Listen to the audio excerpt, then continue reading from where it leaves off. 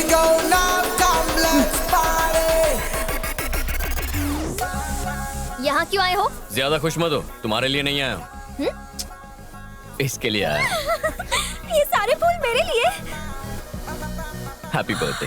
Thank you so much. मेरे लिए इतने सारे बुकेस। एक्चुअली थोड़े और ले आता, पर इस शहर में इतने ही मिले। ये सारे फूल देकर ये तुम्हें फूल बनाना चाहता है, फंसा रहा है तुम्हें। मैं जानता था यही कहोगी। मैं फंसाने नहीं, चाबी देने आया हूँ। किसकी चाबी? स्मॉल गिफ्ट तुम्हारे लिए। हाँ? इतनी बड़ी गाड़ी? अरे सुन तो सही। क्या गाड़ी है यार, ये तो बहुत ही खूबसूरत है। इतनी बड़ी गाड़ी मेरे लिए, मुझे तो यकीन नहीं हो रहा। पागल है क्या? कोई तुझे इतना महंगा गिफ्ट देगा और तू ले लेगी? शर्म नहीं आती? ए मिस्टर, हमें तुम्हारा कोई गिफ्ट नहीं चाहिए। पर मुझे चाहिए।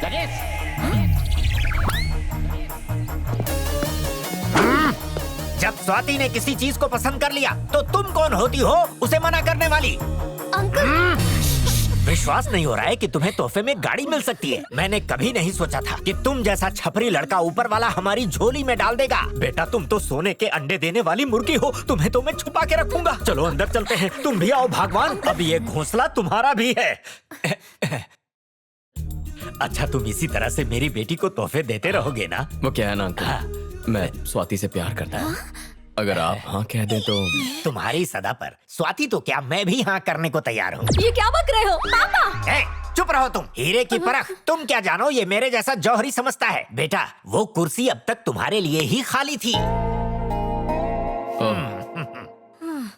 Thanks uncle, thank you so much, आप बहुत अच्छे हैं। ये सब नाटक बंद करो, समझे?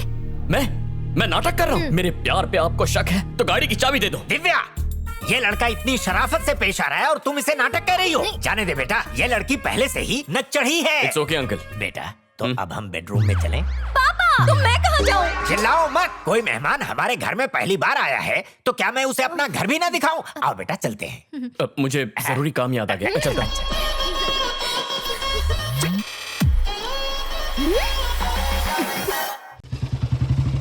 अजी सुनते हो, वो आ गए हैं। ये सुबह सुबह कौन आ गया? कार्तिक आया है। कार्तिक? अरे तो ऐसा बोलो ना। अंकल, आओ बेटा, अंकल। आओ। अंकल आपकी अनुमति हो तो इसे बाहर घुमा लो। मुझे भूल गए इसके आगे। फिर शुरू हो गए। चुप रहो। पूछ रहा था कि इसे घुमाने का प्रोग्राम कितने दिनों का है? हमेशा चिल्लाती रहती हो। ओह, बस कुछ देर के लिए। रुको, तुम कहीं नहीं जाओगी। आज तो ग्रीन आर्मी को शास्त्री नगर में पेड़ लगाने जाना है। तुम भूल गई क्या? बिल्कुल नहीं। तुम्हारे साथ ये गई तो ये भी पेड़ बन जाएगी। थैंक्स अंकल, एक आप ही है जो मेरी भावनाओं को समझते हैं। वो क्या है, पहली बार मेरी बेटी ने मोटी मुर्गी को फंसाया है। मुर्गी नहीं, मैं मुर्गा हूँ। क्या?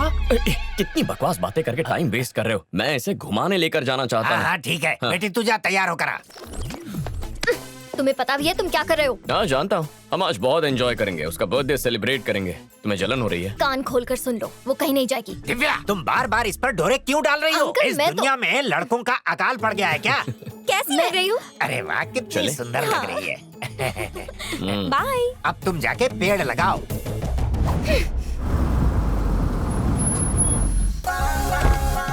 अरे वाह, कार्तिक आ गया। देखते हैं हमारे लिए क्या लाया गाड़ी है। में और भी तोहफे हैं। I love you। रोज तोहफे लाया करो। देखते हैं इसमें क्या है। चलो। हेलो भैया, हम सब जगह देख चुके हैं लेकिन दिव्या का कोई पता नहीं चला। कहाँ गायब हो सकती है वो? नहीं मिली का क्या मतलब है? जमीन खा गई, आसमान निकल गया। जब तक दिव्या ना मिले उसे ढूंढते रहो, मौत बनकर उसका पीछा करो। अंकल, मुझे आपसे एक जरूरी बात करनी है। कार्तिक धोखेबाज है, मक्कार है, यही ना? नहीं अंकल, वो बात नहीं है। जहाँ उसकी परवरिश हुई है उस बारे तो में। बताओ ना। वो विदेश में पला बड़ा है। वहाँ प्यार टाइम पास के लिए करते हैं। तो उसके साथ स्वाति की शादी बहुत सोच समझ कर कीजिएगा। अब तो ये शादी होकर रहेगी। स्वाति। ओ हेलो अंकल। नमस्ते। नमस्ते। तुम कौन हो? मैं तो तुम्हें जानता ही नहीं। ये कौस्तुभ है, मेरा मैनेजर। अरे दिखता तो ये बंदर जैसे है, तुमने इसे मैनेजर बनाया है? लाल खुद की कर रहे हैं लेकिन बंदर मुझे कह रहे हैं। मैं अगर काम में बिजी रहा तो मेरे बदले ये आएगा। सोचा आपसे मिलवा दूं, अच्छा आदमी है। ये बंदा पक्का कुछ उल्टा पुल्टा करेगा। हाय बेबी, कब हाय। मैं अभी थोड़ा आया। दूर। अंकल बात सुनो कार्तिक बेटा, तुम अपने मम्मी पापा को हमसे मिलवा दो। लेकिन क्यों? अरे तुम्हारी शादी के बारे में बात करनी है ना उनसे। शादी? यस।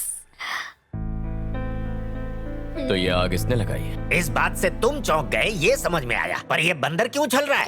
कार्तिक बेटा, मैं चाहता हूँ कि स्वाति से शादी करने के बाद तुम मुझे अपने साथ ले चलो। हे भगवान, पापा। तुम चुप रहो। विदेश में झाड़ू पोछा करने वाले को भी अच्छी पगार मिलती है। फिर दुख भरे दिन बीतेंगे, अच्छे दिन आएंगे। कार्तिक बेटा, शादी हफ्ते भर में हो जानी चाहिए। नहीं हो सकती। अबे तू इतनी खोखो क्यों कर रहा है? ये देखो दिव्या, तुम सच नहीं जानती हो। एक मिनट सर, बॉस यहाँ पर स्वाति का हाथ मांगने नहीं आए हैं। कान खोलकर सुन लीजिए, बॉस स्वाति से नहीं दिव्या से प्यार करते हैं। तुम झूठ बोल रहे हो। सच्चाई क्या है तुम बताओ।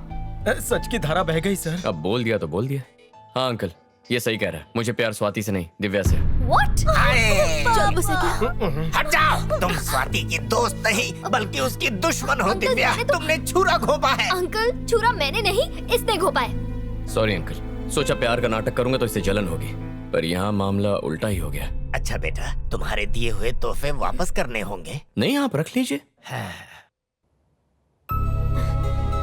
दिव्या, ए, दिव्या, सुनो बेटी, दिल छोटा ना करो। कोई दूसरा बकरा फंसाओ जो हमें बंगला तोहफे में दे सके। दिव्या रुको। छोड़ो मुझे। देखो दिव्या, मुझे तुम पहली नजर में ही पसंद आ गई थी।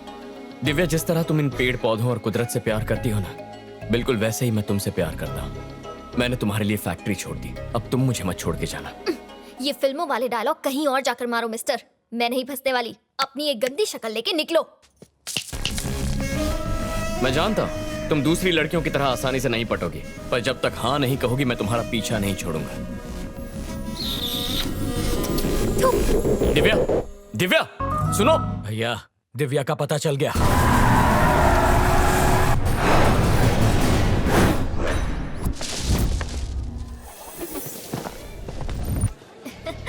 ये तुम्हारे लिए।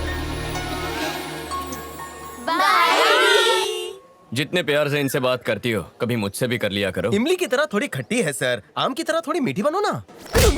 लगी क्या? आप रिस्क मत लीजिए। सुनो दिव्या, ये हरी भरी जवानी हरियाली पे क्यों लुटा रही हो? अरे पेड़ तो अपने आप बढ़ जाएंगे, लेकिन इससे शादी करने के बाद आपका परिवार बढ़ेगा। तो ये रिश्ता पक्का?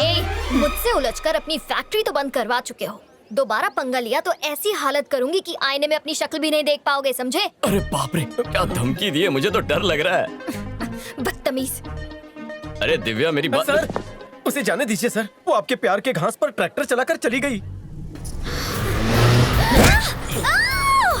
बचाओ!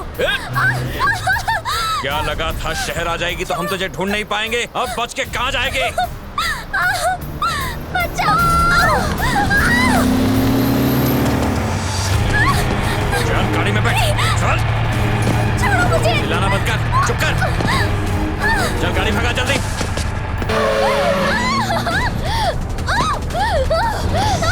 ए, चुप कर।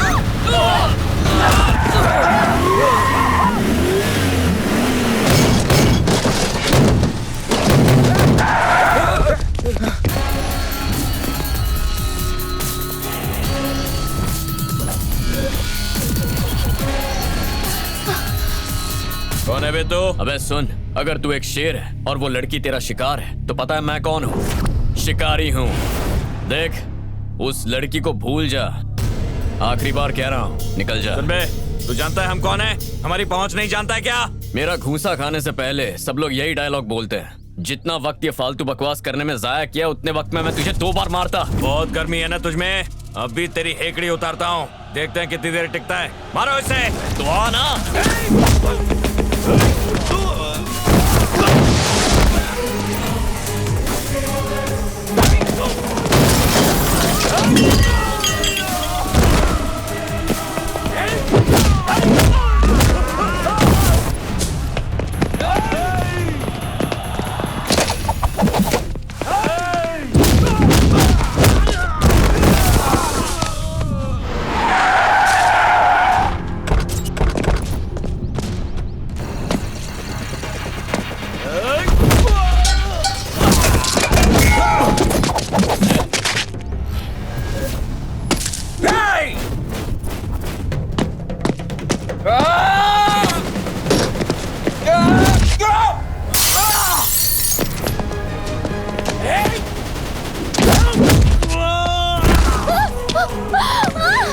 कहाँ जा रही है?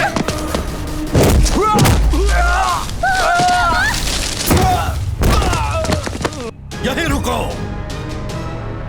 देवा का छोटा भाई यहाँ भी पहुँच गया, मार देते उसे। अभी नहीं। और वो कौन है? दिव्या का दोस्त होगा? सिर्फ दोस्त होता तो अपनी जान खतरे में नहीं डालता। वो जरूर मदद के लिए पुलिस को फोन करता। ये जरूर दिव्या पर अपनी जान लुटाता है। यही है वो लड़का जो हमारी दिव्या का जीवन साथी बनेगा।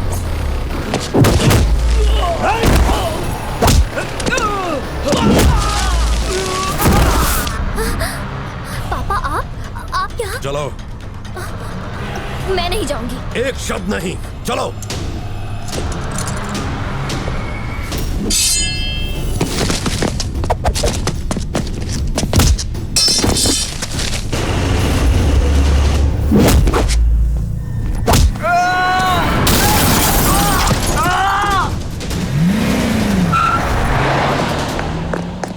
सर, ये लड़की मुझे कुछ सही नहीं लग रही है। फैक्ट्री के आड़ में कुछ और ही हो रहा है सर। मैं इंडिया फैक्ट्री के लिए नहीं आया हूँ, दिव्या के लिए आया हूँ। क्या?